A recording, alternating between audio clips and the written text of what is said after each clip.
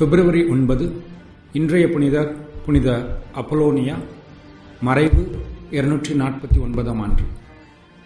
இவள் மனமுடியாதவள்.